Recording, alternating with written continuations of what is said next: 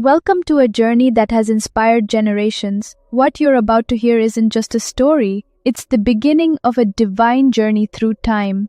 Today we begin a journey, one that is ancient yet eternal, a story written in the stars, whispered in temples, and carried through time, the life of Lord Krishna. But before the flute, before the blue child dancing with gopis, there was darkness. And from that darkness, light was born. Let me take you back to the kingdom of Mathura. It was once a land of peace and joy. But that peace was shattered when Kansa, a powerful and cruel prince, overthrew his father, King Ugrasena, and seized the throne. Kansa's name soon became a whisper of fear. He ruled with an iron fist, prideful, brutal, and obsessed with power. Now, here's where destiny begins to stir. One day, Mathura was lit up in celebration. Kansa's beloved sister Devaki was getting married to the noble Vasudeva. Laughter filled the air, flowers rained down, the royal chariot gleamed under the sun.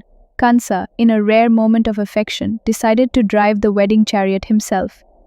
But just as the procession began, the skies darkened. A thunderous voice echoed from above, deep, divine, and unshakable.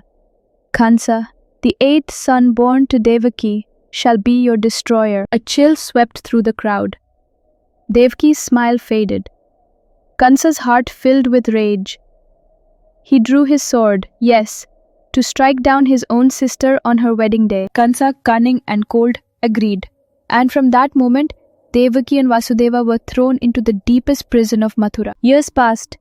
One by one their children were born, and one by one, Kansa took them.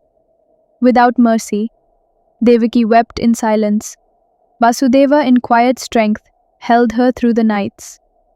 Each child, a light extinguished before it could shine. And then came the night of the eighth child, midnight.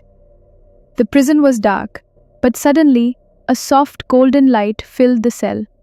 The chains on Vasudeva's wrists unlocked themselves. The prison doors creaked open. And there, in that sacred silence, Krishna was born.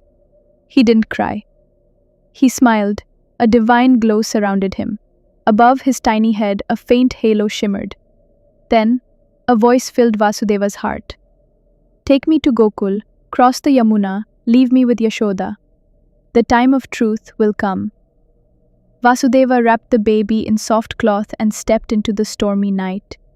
Rain poured from the heavens. But not a drop touched the child, because above them, the mighty Sheshnag, the serpent of eternity, spread its hood, shielding them from the rain. When they reached the Yamuna, the river was wild, but as Vasudev stepped in, the waters calmed.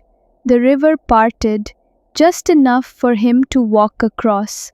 Across the river, in a humble home in Gokul, Yashoda had just given birth to a baby girl.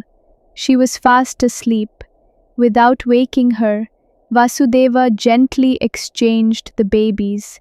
He returned with the girl, and the prison locked itself once again. The illusion was complete. Kansa soon came to know. He stormed into the prison, took the baby girl from Devaki, and raised her to strike. But the girl slipped from his hands and soared into the air. In a flash of divine light, she revealed herself as goddess Durga. "O foolish Kansa," she declared, "the child destined to destroy you has already been born and lives far away." And with that, she vanished into the sky. Kansa was left trembling. For all his power, he could not escape fate.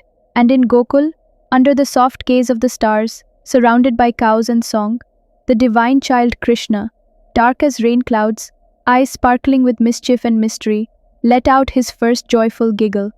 The savior of Dharma had arrived. Dear listeners, was just the beginning. In our next episode, we travel to Gokul to watch Krishna grow from a sweet, playful child to the legend whose very smile could melt mountains and confuse the gods. Until then, remember, every prophecy begins with silence, and every hero is born in the darkest hour. Thank you for listening to The Life of Krishna, a series where stories are not just told, but felt.